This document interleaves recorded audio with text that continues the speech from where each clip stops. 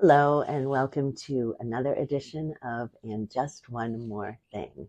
In June, we are celebrating the Great Outdoors Month, and my focus is going to be on some of our county parks, but more broadly, the absolutely vital importance of being outside.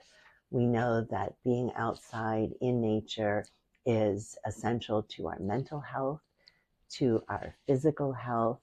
Um, it connects us to the larger world and reminds us that we are part of a very both enduring and fragile ecosystem that keeps us and everything else alive. So stay with me while we talk a little bit more about what is happening in our parks, and I hope you will find lots of time this month to get outside and play.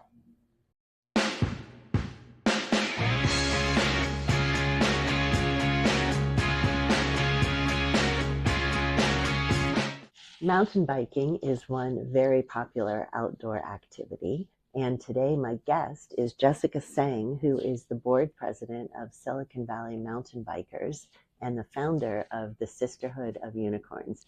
Stay with me to learn more. I am back with Jessica. Thank you so much for talking with me about girls on mountain bikes. I'll set the stage for our listeners. June is the Great Outdoors Month, which is really my favorite place to be. And our county has 28 gorgeous regional parks. My goal before I leave office is to spend time at all of them. I think I'm about 20 parks in, so I will get there. But I've recently learned about the mountain biking that girls are doing in the parks and that you're leading, and I would love to hear more about it. So, Jessica, tell me a little bit about yourself. What's your background? How did you come to this place in the mountain biking world where you sit now? Sure. Yeah.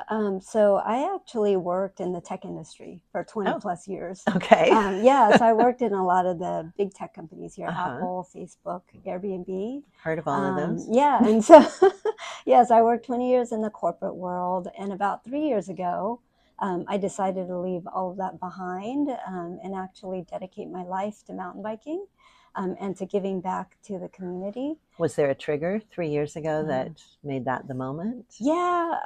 Well, first of all, I have a 14-year-old son who also mountain bikes, and he was growing up, wanted to spend more time with him. Not only that, this sport is really empowering. And 20 years in the corporate boardroom, myself growing up in a very traditional Chinese family, they didn't really teach me confidence or, being sporty.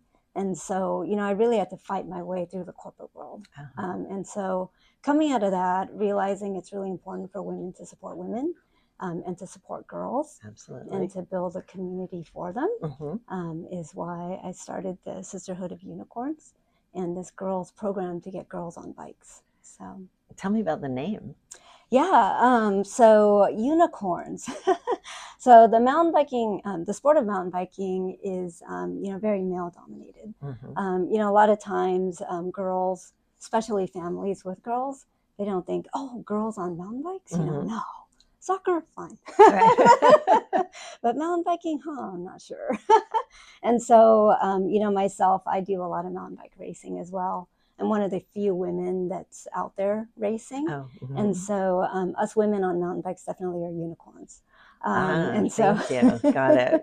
And so, the reason I left the corporate world was really to change the face of mountain biking, bring this inspiration to girls and just the background of being in the corporate world and being able to build a community around girls using mountain biking because it's such an empowering sport. You go out there.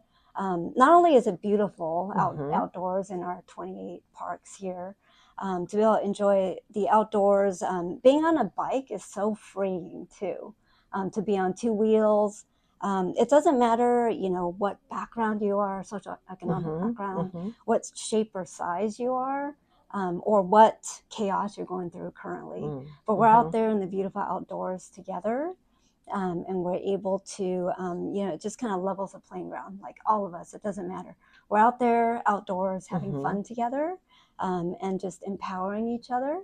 And then sometimes there are challenges on the trail. And I'm a mountain bike instructor. And so I'm able to, you know, teach people how to do certain things. And as women, sometimes we see something we're really reluctant about it. But the sport is really empowering in that, you know, we watch each other and we inspire each other. Not only do we form a community around each other, but we're able to, you know, inspire each other. When I see you do it, you know, I think I can do it too. And so this is really important, you know, for that program. It's called Sisterhood because the program was designed for girls ages 9 to 13. Okay. And this is the age where, if you think about it, I have a teenager myself. This is kind of the preteen, teenager type of age. And where confidence starts to plummet, unfortunately, all too often. Yeah, and so girls, they start to drop out of sports. You know, they're changing, you know, these teenagers, preteens are changing. It's a time in their lives where, you know, self-esteem, you know, where, you know, what am I? Who am I? You know? And so just creating this community, the Sisterhood of Unicorns, getting these girls on bikes, on 2 wheels, having fun, playing games, and learning to support each other, and learning what that community looks like when we support each other. Where do the girls come from? Are you recruiting them from a particular school or neighborhood? Yeah, so the program was the one that Annalise came to, your communications aide came to. So it was offered through City of Campbell. Oh, okay. So these girls are pretty much kind of from the, you know, the South Bay area. And so, yeah, I had, you know, varying ages, varying skill levels, but, you know, we all had lots of fun out there. Did anyone come as a brand new biker learning how to ride a bicycle? Yeah, absolutely. So the idea is the program is, doesn't matter what skill level you are. We're a sisterhood because, you know, I have certain games that we play together. You know, we're out there. It doesn't matter your skill level. If you're brand new, you've never been on dirt. And I had a couple of girls like that who had never been on dirt before on their bikes. And, you know, we're there to support each other and help each other. And then we watch each other do things and, you know, we're inspired to do the same thing. So.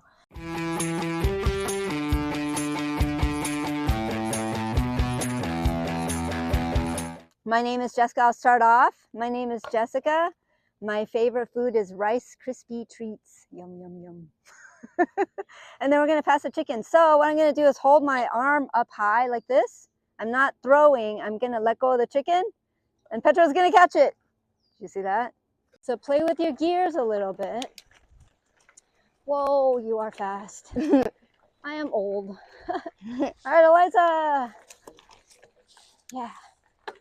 So I want you to lean your bike towards the gate. And I want you to swing your leg over.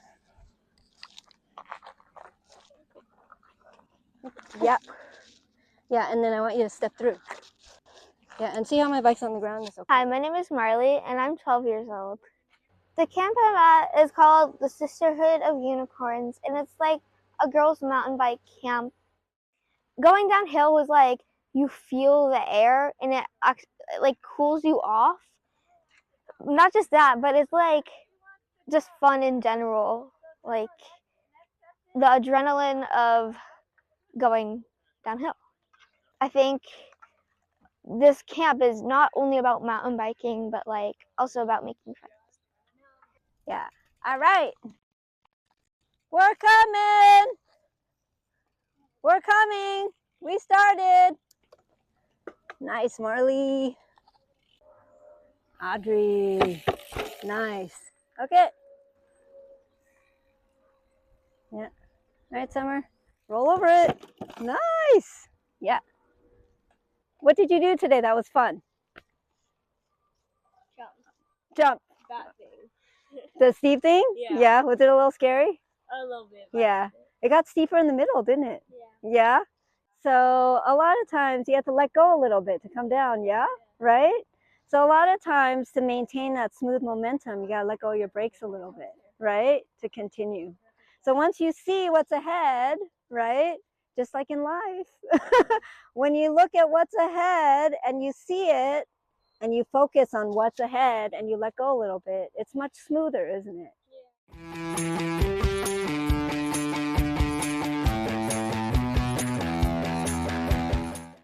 So we played, for example, a couple of games. For example, one was, the first one was just friendship. So, we rode our bikes and went up a hill, and I had the girls partner up, and they'd hold hands climbing the hill. Yeah. While they were riding? Yeah, while they were riding. That's impressive. So, yeah. And so, first of all, it teaches you balance, in terms of bike skills, but it also teaches you that camaraderie, right? You might be linking hands with somebody who's brand new to this sport, but then you're helping them balance. And then we're helping each other up that hill. So that is beautiful, literally and metaphorically. Yeah. And then we played, another theme I did was leadership. And a lot of times, these girls between the ages of 9 and 13, they don't want to be front and center, and like, I'm shy, but we did a follow the leader where, you get to be front and center. We play telephone. You're in the front of the line, you take your turn, and you get used to being in the front of the line. You telephone a message, and then let's ride our bikes and telephone that message down. And see what it comes out to be. So many life lessons in this. It's really, it's beautiful even just to listen to. And you've been doing it for 3 years? So I've been mountain bike coaching for about 3 years. Okay. The Sisterhood of Unicorns I started just this year. Oh, okay. So brand new. Yeah, so it's brand new. I've been coaching for about 3 years. Okay. Do you have a vision of what is next for the girls when they age out of your program, when they're in high school? What would you like to see them be doing? Yeah, so right now in Silicon Valley, there's actually a big hole in terms of programs for kids in mountain biking. There are a lot of youth mountain bike teams, but they start at 6th grade and above. And so there are many, many teams here in Silicon Valley that kids can join, but then under 6th grade, there are no mountain biking programs. Yeah, and so the reason I came up with this age bracket 9 to 13 is they're just right under the 6th grade cutoff. And so, they're also younger. Right. And so this is a way for them to form that sisterhood. So. Are the teams that start in 9th grade, are those, you said 9th grade, right? You said 6th grade. Yeah. Are they co-ed teams? They're co-ed teams, yes. Okay. And so a lot of times there aren't any programs that are geared just for girls. And I'm also a coach on, these are called the NICA teams, the National Interscholastic Cycling Association. Okay. So these teams, I'm also a coach on one of those teams. And a lot of times, just being on a coach on these teams, I've noticed that girls take up mountain biking and learn it differently than boys. A lot of boys are very, physical and kinetic, and they'll just go and goof around, do crazy things on their bikes. Right. And girls, we're sometimes a little bit more reticent. And, when you form a community of girls and we get together, it makes you bolder. Right. It boosts confidence with with each other. And so, actually for the NICA teams and the team that I'm a coach on, I also lead what we call the GRIT programs, girls riding together. So I lead those programs as well for the South Bay teams. And then every couple of months we also get together, but these girls are 6th grade and above. And we do girls focused events where we do kind of the same thing. Oh, amazing. So you really are just are creating an earlier pipeline. Correct. Into a network that will hopefully warmly welcome them when they get there. Yeah, and Sisterhood, we play a lot more games because they're a little bit younger. Right, sure. So, yeah. Did kids have to own their own bikes? Is that a barrier to becoming a mountain biker? That's a great question. For the Sisterhood of Unicorns, so I had run one series, which Annalise attended, and I had actually scheduled a second series for Sisterhood of Unicorns. That was like a month later. But I wasn't able to get that off the ground because, we faced some funding issues. So, I think when it comes to cost for mountain biking, there are two components. I think number one, the barrier to entry, as you mentioned, is really hard for families. And so it was really hard to get enrollment because a lot of families didn't have, the resources to buy a fancy mountain bike. And really, for my program, you really didn't need a fancy mountain bike. Really, any working bike would have worked for it. But here in Silicon Valley, there's that disparity. There are families, that are pretty well off, and they can afford the sport, get their fancy mountain bike. Right. But then there are also families who are struggling, and mountain biking would be an absolute luxury. To have a mountain bike would be a luxury. Right. And so one of the things that I'm, hoping to look into is funding. For me, it would be really a one-time cost funding, right? So to have a small fleet of bikes so that for those families, they would have, the ability to have equal access to the sport, where a bike would be available to them for a loan, and they would be able to join my program and enjoy the wonderful benefits of my program, without having to worry about that. So, and for me, myself, just running the program as a small business, it was hard because I wanted to make sure I was adequately staffed with, well-qualified, people that can help me with the class. But also, just complying with all the regulations and everything.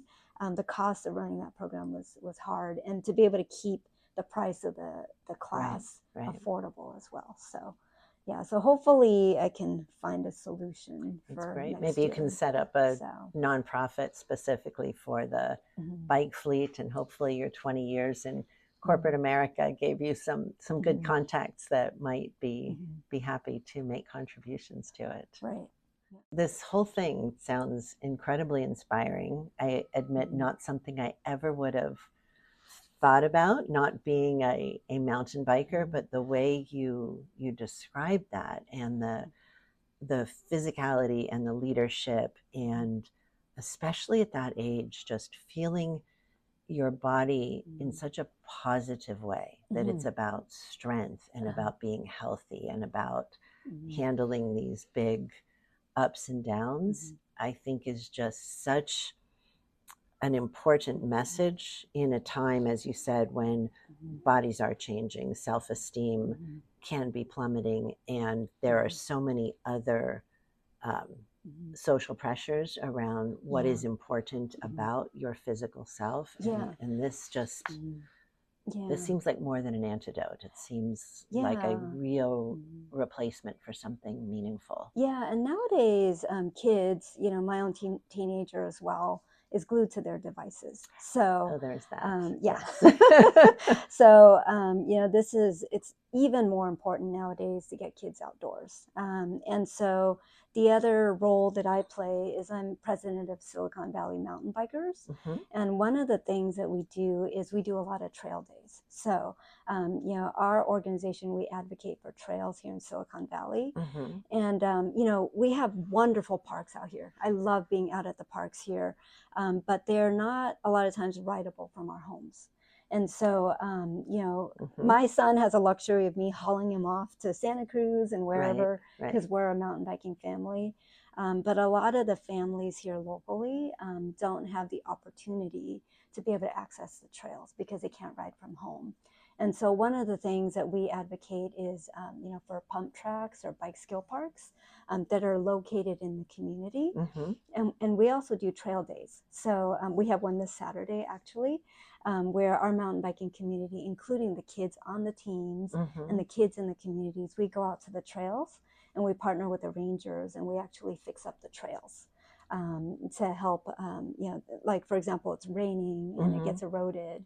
Us mountain bikers, we have special days that we go out there, out at the parks, and we fix the trails. So, Jessica, thank you so much. Thank you for introducing me to the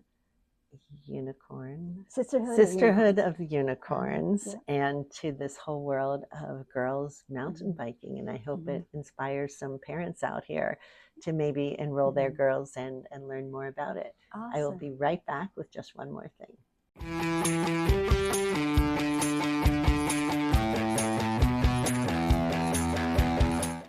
I am back with just one more thing. I loved the conversation about mountain biking, although I have never been a mountain biker myself. I am a very, very casual recreational bike rider, but I do remember learning how to ride a bicycle when I was little. And my first bike was purple with a long banana seat with flowers and handlebars that had streamers on the ends. Yes, it was very, very 1970s. And it's fun to just think about riding a bike as a little kid on the streets throughout my neighborhood. Unfortunately, without a helmet, although as an adult, I absolutely ride with a helmet all the time. And that is just one more thing.